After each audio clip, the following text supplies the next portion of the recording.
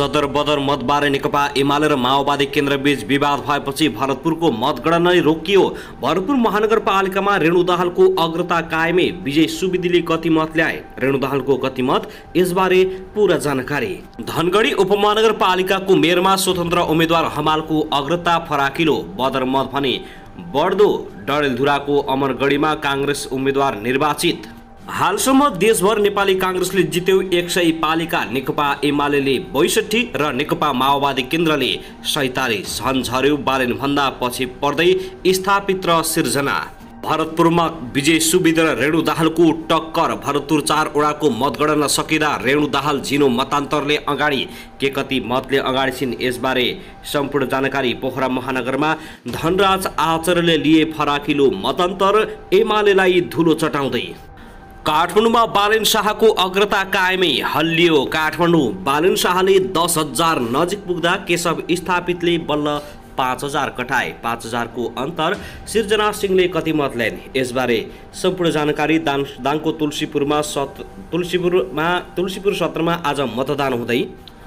अघिल्लो चुनावमा अध्यक्ष र उपाध्यक्ष जितेको पालिकामा अहिले वडा सदस्य समेत जित्न सकेन नेकपा एमाले। ललितपुरको महङ्काल गाउँपालिका अध्यक्षमा कांग्रेसका गणेश केसी विजयी। कांग्रेसलाई हराउँदै तनहुको आफू बैरिनीमा माओवादीका शुक्र चुमान निर्वाचित।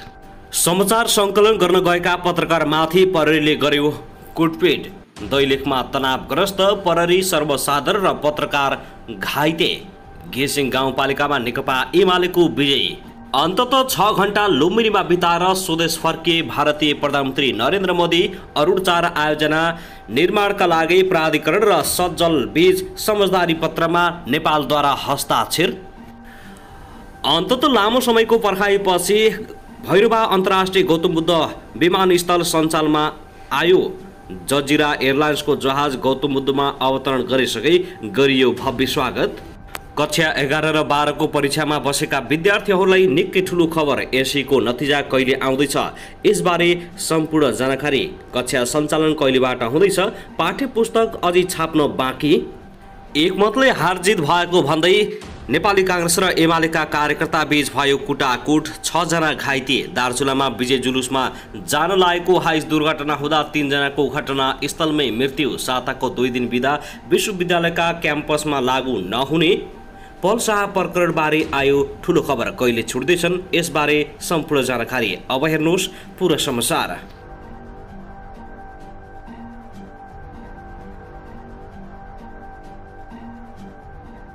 दर्शकबिन नमस्कार। युट्युब च्यानल नेपाली खबर मिडियामा तपाईहरूलाई हार्दिक स्वागत छ।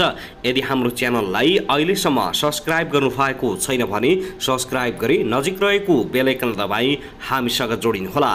दर्शकबिन सदा झैं आज पनि हामी तपाईहरुमाझ देशभरका विभिन्न खबरका साथ उपस्थित भइसकेका छौं। यो भिडियोलाई अन्तिमसम्म हेरी हामी साथ दिनुहोला। दर्शकबिन हाम्रो मेहनतको लागि एउटा सानो लाइक गर्न भने नभुल्नुहोला। कहाँदेखि हेर्दै हुनुहुन्छ, के भन्न चाहनुहुन्छ, तपाईको मनमा लागेका प्रतिक्रिया अवश्य पनि कमेन्ट गर्न नभुल्नुहोला। दर्शकबिन के तपाई हाम्रो च्यानलमा नियमित श्रोता हुनुहुन्छ? यदि नियमित हुनुहुन्छ भने तल कमेन्ट बक्समा नियमित लेख्नुहोस्। यदि तपाई नयाँ हुनुहुन्छ भने सब्स्क्राइब गरी जोडिनुहोस्, ताकि नयाँ अपडेटका साथ हामी हरपल तपाईहरुमाझ उपस्थित हुने गर्दछौं। यसपालि स्थानीय तहको निर्वाचनमा कसले मार्ला बाजी, तपाईको मनमा लागेका प्रतिक्रिया कमेन्ट गर्नुहोस्। स्थानीय तहको निर्वाचनको मतगणना सार्वजनिक धमाधम भइरहेको छ। कतै मतगणना जारी रहेको छ भने विभिन्न ठाउँहरूका सार्वजनिक भएका छन्। काठमाडौँमा 25,000 मत गन्दा बालेन शाहलाई झण्डै 10,000 मत प्राप्त भएको छ। विजय सुवेदीलाई के कति मत प्राप्त भयो त? सिर्जना सिंहलाई के कति मत प्राप्त भयो, यसबारे सम्पूर्ण जानकारी दिनेछौँ। बालेन शाहले काठमाडौँमा बाजी मार्ने सङ्केत देखिएपछि काठमाडौँवासी खुसी भएका छन्। त्यस्तै उता भने राति 1 बजेदेखि स्थगित भएको भरतपुरको मतगणना पुनः सुरु भएको छ र भरतपुरमा रेणु दाहालले अग्रता लिएकी छिन् भने विजय सुवेदीले के कति मत ल्याएका छन्। रेणु दाहाल के कति मत लिएर कति मत ल्याएर अगाडि बढेकी छिन्, साथै जगन्नाथ पौडेलले के कति मत ल्याएका छन्, यसबारे पनि सम्पूर्ण जानकारी दिनेछौँ। दर्शक अनुभव त्यसैगरी साताको 2 दिन बिदा दिने विश्वविद्यालयका क्याम्पसहरूमा भने लागू नहुने पनि समाचार आएको छ। साथै दार्चुलामा विजय जुलुस मनाउन जान लागेको गाडी दुर्घटना हुँदा 3 जनाको मृत्यु भएको छ। साथै अन्तर्राष्ट्रिय विमानस्थल गौतम बुद्ध पनि सुचारू भएको छ। यसबारे पनि सम्पूर्ण जानकारी दिने नै छौँ। साथै पछिल्लो समयमा स्थानीय तहको निर्वाचनलाई लिएर विभिन्न खाले टिक्का टिप्पणी रहेका छन् र यस देशभरका कहाँ कसले जित्यो यसबारे पनि सम्पूर्ण जानकारी आजको भिडियोमा दिनेछौँ। हामीसँगै रहनुहोला, अन्तिमसम्म हेर्नुहोला। दर्शकबिन आउनुहोस् आजको पहिलो खबरतर्फ लागौँ। जिल्ला सदरमुकामको नारायण नगरपालिका स्थित मुख्य निर्वाचन अधिकृतको कार्यालय अगाडि प्रहरीको लाठी चार्जबाट सर्वसाधारण र पत्रकार घाइते भएका छन्। जिल्ला अदालतमा रहेको मुख्य निर्वाचन कार्यालय अगाडि युवाहरूको दुई समूहबीच भएको आपसी विवाद नियन्त्रण गर्न प्रहरीले सर्वसाधारण र पत्रकारमाथि लाठी प्रहार गरेको हो।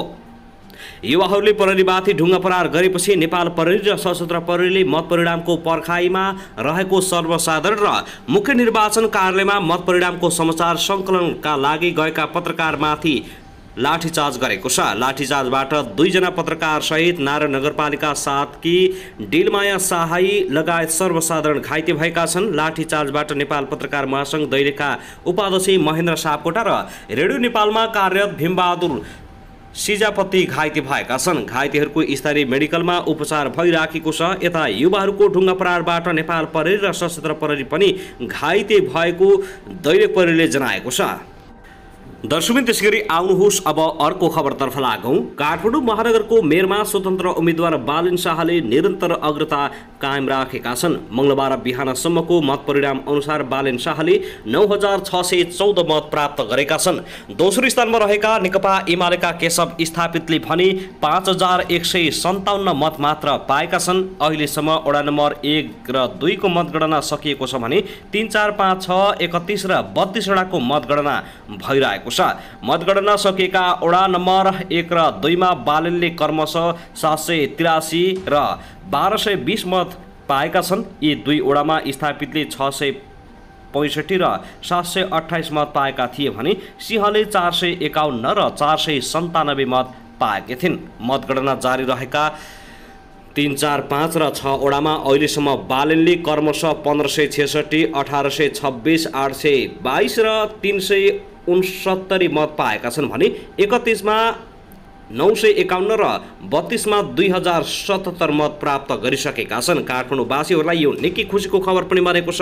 बालिन शाहले जित्ने भन्दै काठमाडौँवासीहरूलाई निद्रा समेत लागेको छैन। केशव स्थापित भन्छन् अझै पनि बालिन शाह तेस्रो हुन्छन् र जित्ने भनेकै केशव स्थापितले भन्दै फुर्ती लाउँदै हिँडिरहेका छन्। तर बालिन शाहले 5000 भन्दा बढी मतले अगाडि पुगेका छन्। दर्शकबिन त्यसैगरी आउनुहोस् अब अर्को खबरतर्फ लागौँ। भरतपुर महानगरपालिका प्रमुख पदमा सत्तारूढ गठबन्धनकी उम्मेद्वार रेणु दाहालले अग्रतालाई कायम राखेकी छिन्। 17034 मतगणनामा रेणु दाहालले 5718 मत प्राप्त गरेकी छिन्। त्यस्तै नेकपा एमालेका उम्मेद्वार विजय सुवेदीले 5688 मत प्राप्त गरेका छन्। उनी रेणु दाहाल भन्दा 30 मतले पछाडि परेका छन्। प्रमुख पदमै स्वतन्त्र उम्मेद्वार जगन्नाथ पौडेलले 2788 मत पाएका छन्। उपप्रमुख पदमा भने नेपाली काङ्ग्रेसका चित्रसेन अधिकारी 6982 मतका साथ अग्रता स्थानमा रहेका छन्। राप्रपाकी हिमला गुरुङले 4628 मत मात्र प्राप्त गरेकी छिन्। महानगरको वडा नम्बर 4 को अध्यक्षमा काङ्ग्रेसका अर्पण पोखरेल 2479 मतसहित विजयी हुँदा नेकपा एमालेका भानुभक्त सापकोटाले 1633 मत मात्र प्राप्त गरेर पराजित भएका छन्। दर्शकबिन आउनुहोस् अब अर्को खबरतर्फ लागौँ। गौतम बुद्ध अन्तर्राष्ट्रिय विमानस्थल सोमबारदेखि नियमित रूपमा सञ्चालनमा आएको छ। प्रधानमन्त्री शेरबहादुर देउवाले आज सोमबार बिहान विमानस्थलको उद्घाटन गरेका हुन्। यसैसँगै अब मुलुकमा तेस्रो अन्तर्राष्ट्रिय विमानस्थल सञ्चालनमा आएको हो। अब काठमाडौँको त्रिभुवन अन्तर्राष्ट्रिय विमानस्थलसँगै गौतम बुद्ध अन्तर्राष्ट्रिय विमानस्थल पनि 24 घण्टा सञ्चालनमा आउनु भएको छ। हवाई उडानको सुरक्षाका लागि आवश्यक पर्ने अत्याधुनिक उडान उपकरण ILS सहितको यस विमानस्थलमा 3000 मिटर लामो धावन मार्ग रहेको छ। बोइङ 777, एयरबक्स 330 र त्यही क्षमताका 22 बढी विमान अवतरण गर्न सक्ने क्षमता रहेको छ। अन्तर्राष्ट्रिय नागरिक उडान सङ्गठन तथा प्राधिकरणले तोकेको मापदण्ड अनुसार निर्माण भएको यस विमानस्थललाई नेपाल नागरिक उडान प्राधिकरणले गत वैशाख 21 गते प्रमाणीकरण गरिसकेको छ। विमानस्थलको उद्घाटन हुनु अघि कुवेतबाट गौतम बुद्ध अन्तर्राष्ट्रिय विमानस्थलका लागि व्यावसायिक उडान भरेको जजिरा एयरलाइन्सको एयरबस 320 विमान बिहान 7:08 को समयमा अवतरण गरेको थियो। यस विमानस्थलमा पहिलो व्यावसायिक हवाई उडान सञ्चालन गरेको जजिरा एयरलाइन्सको उक्त विमानबाट आएका सबै यात्रुलाई विमानस्थलमा स्वागत गरिएको छ। दर्शकबिन त्यसैगरी आउनुहोस् अब अर्को खबरतर्फ लागौं। चितवन भरतपुरको पछिल्लो मतगणना अनुसार नेकपा एमालेका विजय सुवेदीले 4625 मत प्राप्त गरेका छन् भने गठबन्धन उम्मेद्वार माओवादीकी रेणु दाहालले सुवेदीभन्दा 73 मत कम ल्याएकी छिन्। उनले पछिल्लो गणना अनुसार 4552 मत ल्याएकी हुन्। नेपाली काङ्ग्रेसका तर्फबाट बागी उम्मेदवारी दिएका जगन्नाथ पौडेलले 2040 मत प्राप्त गरेका छन्। 13565 मत गर्दा विजय सुवेदी झिनो मतका साथ अगाडि बढेका छन्। उपमेयरमा गठबन्धनका तर्फबाट काङ्ग्रेसका उम्मेद्वार चित्रसेन अधिकारीले 5395 मत प्राप्त गरेका छन् भने राप्रपाकी हिमला गुरुङले 3679 मत प्राप्त गरेका छन्।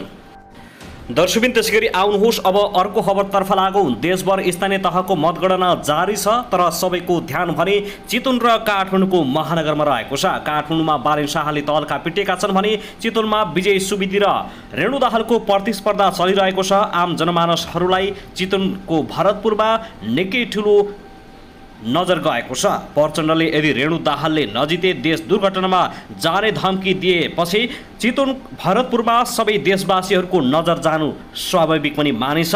भर्खरै मात्रै प्राप्त समाचार अनुसार काठमाडौँ महानगरपालिकाको मेयरमा स्वतन्त्र उम्मेद्वार बालेन शाहले मतान्तर बढाउँदै अग्रता कायम राखेका छन्।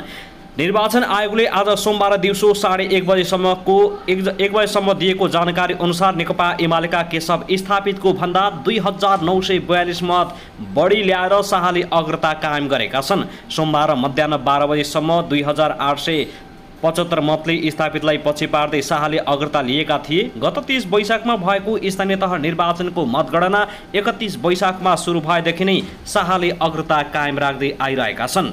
राष्ट्रिय सभा गिरेमा मतगणना भइरहेको छ। सोमबार दिउँसो 1:30 बजेसम्मका अपडेट गराएको आयोगका अनुसार शाहले 6194, स्थापितले 3225, काङ्ग्रेसकै सिर्जना सिंहले 2854, राप्रपाका मदनदास श्रेष्ठले 568 मत प्राप्त गरेका छन्। त्यसैगरी यससँगै सोमबार मध्याह 12 बजेसम्मको आयोगले दिएको जानकारी अनुसार शाहले 2857 मतदानले अग्रता कायम राखेका थिए। शाहले 6016 मत ल्याउँदा उनलाई पछाइरहेका एमालेका उम्मेद्वार स्थापितले 3141 मत ल्याएका थिए। काङ्ग्रेसकी गठबन्धनका उम्मेद्वार सिर्जना सिंहले 2781 मत ल्याएर तेस्रो स्थानमा पछाइरहेकी थिइन्। दर्शकबिन त्यसैगरी आउनुहोस् अब अर्को खबरतर्फ लागौं। सल्यानमा विजय उत्सव मनाउन जाँदै गरेको गाडीमा करेन्ट लाग्दा 2 जनाको मृत्यु भएको छ भने 10 जना भन्दा बढी घाइते भएका छन्। जिल्लाको कोमाग गाउँपालिकामा काङ्ग्रेस र नेकपा एमालेको गठबन्धनले जितेको उत्सव मनाउन गाडीमा जाँदै गरेकाहरूलाई करेन्ट लागेको हो। गाडीको छतमा झण्डा समाएर बस्ने जिउलाबाट शान्ति बजार आउँदै गरेकालाई बिजुलीको तारबाट करेन्ट लागेको प्रहरीले जनाएको छ। घटनाबारे विस्तृत विवरण आएको छैन।